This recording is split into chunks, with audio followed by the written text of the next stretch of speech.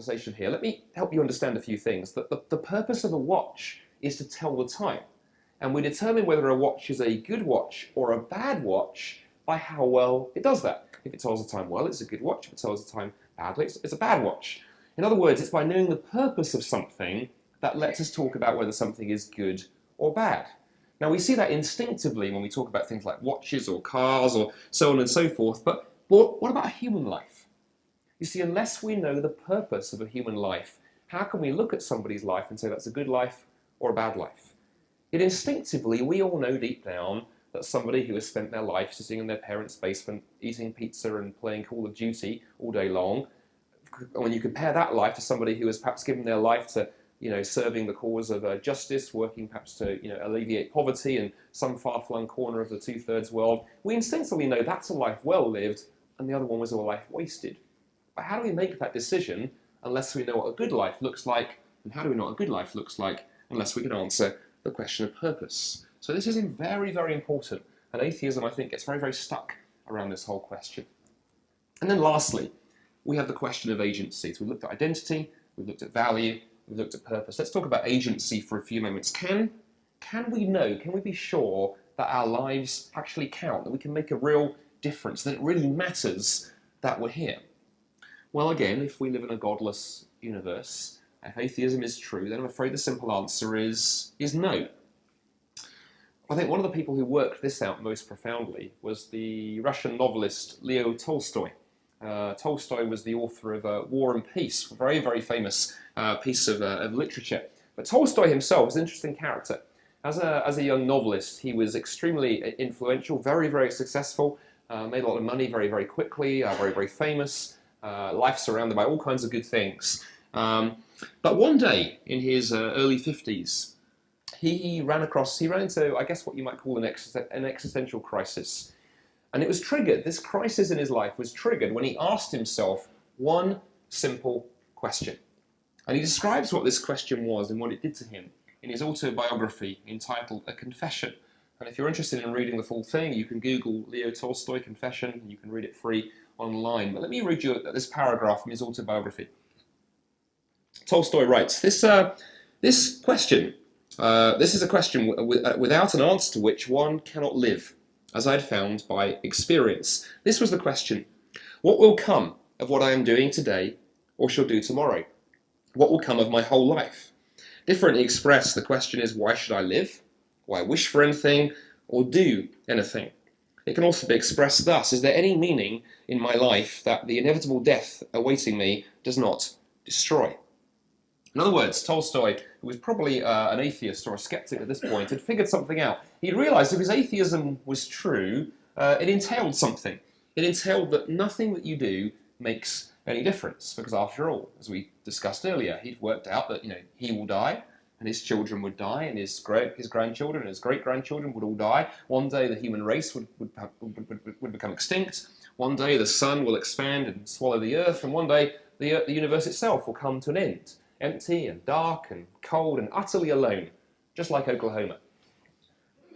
There's a few of you still awake this evening.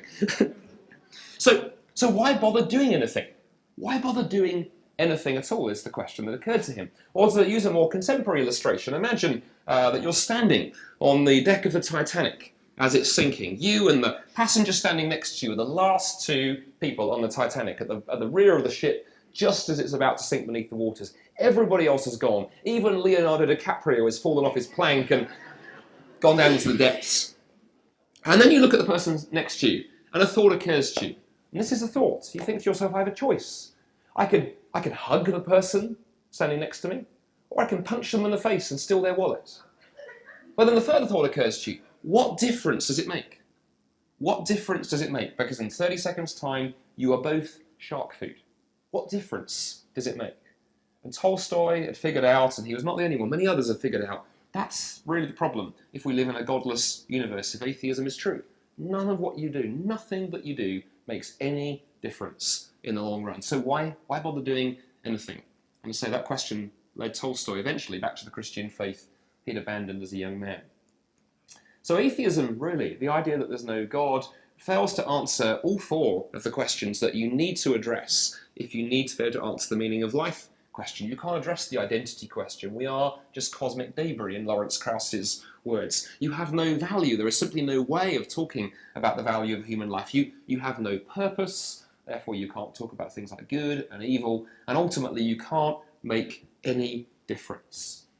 And many atheists, as I hinted at the start with Bertrand Russell, reflecting on this, have been very honest about where this leads you as a thinker. So, for example, the French atheist philosopher Albert Camus once remarked that the most difficult philosophical question, in his opinion, was simply this: why not suicide? Well, is that the best we can do? By initial training, I'm a computer scientist, and it's interesting to reflect on the scientific method here for a few moments. Science, in the sciences, we uncover truth by inference to the best explanation of the facts. In other words, in the sciences, what we do is we look at the range of data and the range of evidence that we have to explain, and we ask ourselves as scientists, what model, what hypothesis, what theory best accounts for the facts?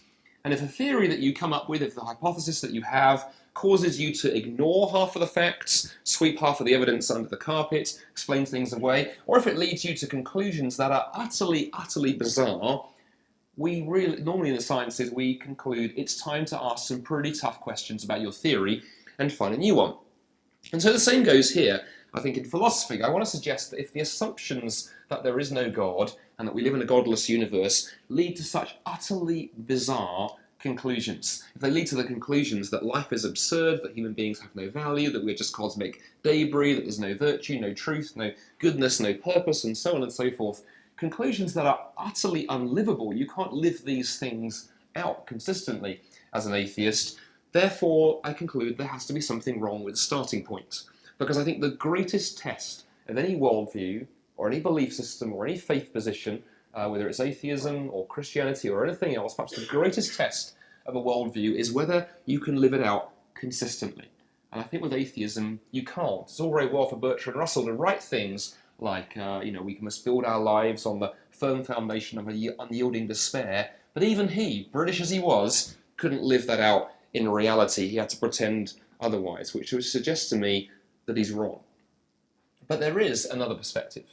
There is another perspective that I want to explore for a few minutes, because you see, the question, what is the meaning of life, is a question that the Bible addresses in a number of places. Let me read to you a few words from the opening of John's Gospel, the fourth of the four biographies of Jesus of Nazareth found in the New Testament in the Bible, because it says something quite interesting.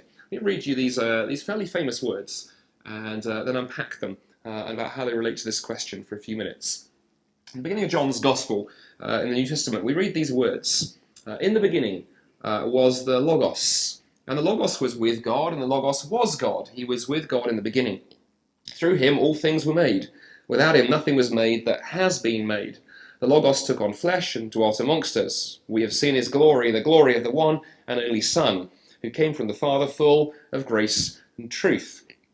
Now, the interesting thing is the Greek word Logos. You may be aware that the New Testament was originally written in Greek. Greek designed to be read with a British accent, but Greek nevertheless. And the Greek word Logos, there's often translated into English word. The Greek word Logos actually meant the meaning of life. So when Greek philosophers debated about the meaning of life, they would use the word that John uses here, Logos. Now, interestingly, Greek philosophers had been debating the question of the meaning of life for centuries before Jesus came on the scene. It's one of the oldest philosophical questions, and ever since philosophy began, philosophers have been debating it. And by the time of Jesus in the first century, Greek philosophy had largely divided into two camps. On the one hand, you had a bunch of philosophers called the Stoics, and the Stoics believed that there was a meaning to life, there was a logos. That's the good news. The bad news is it's impossible for human beings to discover what it is. And so the only thing you can do is kind of grin and bear it and get on with the kind of grim reality of life. Very kind of sort of proto-Scottish view of life, actually, I often think. On the other hand, we have the Epicureans. And the Epicureans were in some ways similar to some of what we hear in some corners of 21st century culture. The Epicureans believed there was no meaning to life, there was no logos, couldn't possibly even talk about such a thing, So the best thing we could do as human beings was eat, drink, and be merry. Have as much fun as possible, because tomorrow we're going to die and absolutely nothing matters. Now, into this raging debate, then, the Bible says something really, really interesting. See, along comes John's Gospel and says something radical, because John's Gospel says, well, hang on a minute, neither of these positions is right. There is a logos. There is a meaning to life. The Epicureans are wrong, but the Stoics are also wrong, because there's a meaning to life, and you know what? It can be known. But the interesting thing, the Bible says, is the meaning of life is not an idea. The meaning of life is not a philosophy or a concept or an ideology. The meaning of life is certainly not a self-help book from that slightly New Age section at the back of chapters where you want to go with 2 friends and a flashlight. The meaning of life is a much richer idea than that. The meaning of life, says the Bible, is not an idea, but a person. A person, Jesus Christ, and the purpose of life is to know him. And the whole thrust, really, of the Bible, across all 66 books of the Bible, 1,400 years the Bible was written across, is that we don't live in a meaningless world. We don't live in a meaningless world. We live in a world in which there is a meaning, there is a direction, there is a creator, there is a God behind it all. A God who not just merely made the world, but then stepped into that world and demonstrated its value. Demonstrated its value and my value and your value when Jesus gave up his life on the cross in order to deal with our brokenness and our hang-ups and our mess-ups and our screw-ups and our alienation. And I believe that Christianity answers the 4 questions that we need to address to answer the question, the meaning of life, the question of identity, the question of value, the question of purpose, the question of agency, better than any other worldview, certainly better than atheism, which doesn't even get off the starting blocks. Let me show you why very quickly, and then we'll draw this to a close and open up for Q&A. So beginning with the question of identity, Christianity says that you are not a mere accident. You are not mere scum on the surface of the cosmic pond, as Lawrence Krauss and others would have, but that each one of you here this evening was created and shaped and fashioned by the Creator God. That's what it means to be human. In terms of, what about the question of value, which flows off this? What does Christianity say to the question of value? Well, it's interesting to reflect for a moment on what we mean when we talk about value. If we turn to economic theory for a moment, economic theory says that value is conferred by what someone is prepared to pay. So, for example, here on the podium I have my iPad. I paid about $600 for this gadget because it's very useful to me to be able to play Candy Crush Saga while sitting on the washroom. It's a productivity tool. Now, take that iPad to a desert island with no Wi-Fi and no cell phone and no power. What's someone going to pay me for it? The answer is nothing. It's going to have no value. It might make a very nice chopping board for coconuts or something, but other than that, it's basically worthless. Value is conferred by what someone is prepared to pay. Now then, how then do we think about the value of human life? And we need to answer that question, because if we're going to talk about things like human rights and dignity and all of these things we like to talk about in our culture, we can't do that unless we can answer the question, what is the value of a human life? Well, if value is conferred by what someone is prepared to pay, that raises the question, what was someone prepared to pay for you and I? And at the heart of the Christian worldview is a very, very profound answer to that question. Because the core idea at the centre of the Christian faith is that when God stepped into history in the person of Jesus Christ and went to the cross to pay for our wrongdoing and our injustices and our brokenness and our alienation and our hang-ups, God paid an incredibly high price for each one of you here this evening, whether you're a follower of him or whether you're far from him. God paid an infinitely high price, actually, for each one of you here this evening. Now, you might look at the person sitting next to you and think, quite frankly, God overpaid, but we can have that conversation afterwards. Nevertheless, it means that Christianity says something very profound about the question of the answer to the value question that I don't believe you'll find in any other worldview. Thirdly, what about purpose? Well, again, Christianity, because we believe, as a Christian, I believe there is a creator, there is an author, there is a designer, there is a purpose to life, therefore baked into reality. And what is that? Well, the Christian answer to that is in some ways extremely profound and at the same time very simple. The Christian answer to that question is that the purpose of life is to know God and enjoy him forever. Not to know about God, not to fill our heads with theological ideas, or not to try and sort of pursue God through some kind of moral self-improvement plan, which is how sometimes people mischaracterize the Christian faith, but to know God and enjoy him forever. That's what God coming in the person of Jesus Christ was all about. And then lastly, what about the question of agency?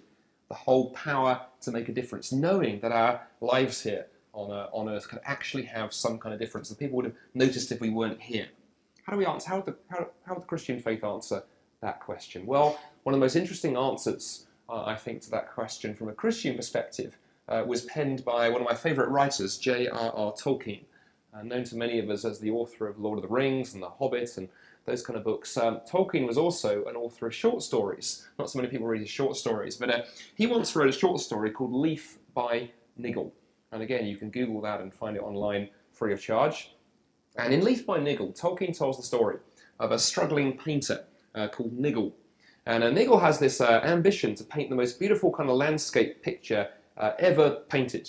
And he plans that it'll have a forest and a kind of river valley and mountains behind it. It's going to be a gorgeous picture. But unfortunately, Niggle is a perfectionist. He's a pedant. And he spends his entire life obsessing on getting the detail on just one leaf, on just one tree, and what is supposed to be the whole forest and the whole wider picture right. And hours turn into days, days turn into weeks, weeks turn into months, months turn into years. And his canvas is completely blank, apart from this one leaf that he obsesses over and works on and tries to get just right. And sadly, as the story goes on, eventually Niggle catches an illness, catches the chill, and dies. His painting unfinished, the canvas empty, apart from just this one leaf. And in fact, after his death, his friends come along and cut the one leaf out of the canvas and hang it in the town art gallery under the caption, Leaf by Niggle, which is where the story's title comes from. But the Tolkien story doesn't end there. In Tolkien's story, Niggle goes to heaven. And as he approaches the edge of the heavenly country, he sees, standing by the side of the road, a tree on the edge of a forest. And hanging on this tree is a leaf that he recognises. His leaf, but not standing alone, part of the tree, part of the forest, part of the entire picture that he'd envisaged. Everything there finished and perfect and complete. And what Tolkien is saying, because Tolkien was a man of profound Christian faith, and in fact you read Lord of the Rings so much differently when you realise that and look for the patterns there. But in Leaf by Niggle, what Tolkien is basically saying is that we are all like Niggle.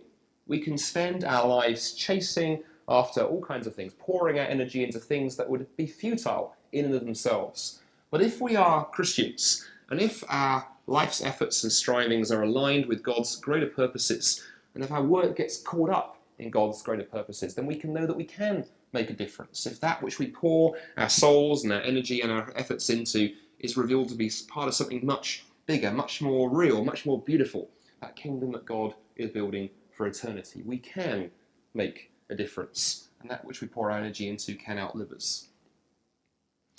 Well, I opened the talk this evening with the story of the hockey player on the plane, and how he was struggling with despair, really, because he was wrestling with the question, where do you go after having lived at the top for so long, and very apparently the only way was down, and how he was struggling. And let me tell you, as we come to a close, a little more of the story, because my friend had the opportunity to share with the hockey player the story of a book that she'd just finished reading. And she actually had it in her purse, and she ended up giving it to the gentleman she was talking to. And the book that she just finished reading, and that she shared with the hockey player that night, was a book called Moonwalker. Not particularly well known, but deserves to be. It's a brilliant story. It's written by a guy called Charlie Duke. And Charlie's story is fascinating. Charlie grew up in a small farming community in rural North Carolina. And ever since he was he was this high, he dreamt of flying. Well, it turned out the farmer on the farm next door to him owned a crop duster plane. So his dream was fulfilled. He'd actually learned to fly by the age of 14. He had his pilot's license. Well, once he learned to fly, the next thing that Charlie Duke wanted to do was to become a fighter pilot. He wanted to get accepted for the United States Air Force. He applied, and he got accepted. It was brilliant. Well, then he wanted to get onto the fast jets and fly the really, really wickedly fast stuff, and he applied, went through the training programs, and got accepted again. Another dream fulfilled. Well, that wasn't quite fast enough, because for someone who lives for speed, nothing is quite fast enough. So the next thing he wanted to be was a test pilot. So he applied for the test pilot program and got accepted and got to fly crazy, crazy fast things. But even that was not enough. And so where do you go from there? Well, where you go from there is you apply to NASA. And he got accepted to the space program, trained as an astronaut, Where do you go from there? Well, NASA around this time was beginning the moon missions, and so he applied to be accepted for the moon mission, the Apollo program, and again, he was accepted. And in fact, in 1972, he flew on the Apollo 16 mission and became the 10th person to walk on the moon. There he is. Now, in his autobiography, Charlie Duke describes coming back to Earth after that moon mission. And he comes back to a hero's welcome, ticker tape parade, media, fame, even an audience with the president. And then Charlie describes waking up the next morning and reality hitting him with an absolutely crushing blow. Because where do you go after you've walked on the moon? Where do you go? You can't go any higher. There is absolutely nowhere to go. And that sense that it was all over, that he'd gone as high as it could possibly be, became so all-consuming that it tore his marriage apart, it almost tore his life apart. And then finally, one day, he describes how he walked into a church and heard for the first time the message of who Jesus was, heard the gospel, heard Christianity for the first time, and suddenly realized that here was the only thing really worth living for, the only thing genuinely bigger than him. And he realized that only if his identity lay in something other than performance or fame or success or speed or the next thrill would he at last find peace. And towards the end of his autobiography, Duke writes these words. He said, "I used to say I could live 10,000 years and never have an experience as thrilling as walking on the moon. But the excitement and satisfaction of that walk doesn't begin to compare with my walk with Jesus, a walk that lasts forever." And all I can say is my experience is that I agree with him. That's what I found in life. True peace only comes through discovering life's meaning. And the only way to discover life's true meaning is to discover Jesus for yourself. That is life's true purpose. And my question to each one of you this evening is simply this: have you experienced that? If the answer to that question is no, my follow-up question is, what's holding you back? What is the question that you need answered? What is the objection that you need overcoming? Make sure you pursue the answer to that question, because these things really matter. Because as Nietzsche reminded us at the start, the amazing words of wisdom from an atheist: he who has a why to live for can bear almost any how. And when adversity or disaster or bereavement come, as it will to each one of us in this room at some point, then you will find out whether that which you are living on can take that which you are living for and basing your life upon can take the weight, or whether actually what you are chasing after is ultimately worthless and will let you down when you need it most. That is why this question, the meaning of life, is so important. Thank you for listening so patiently. Bye.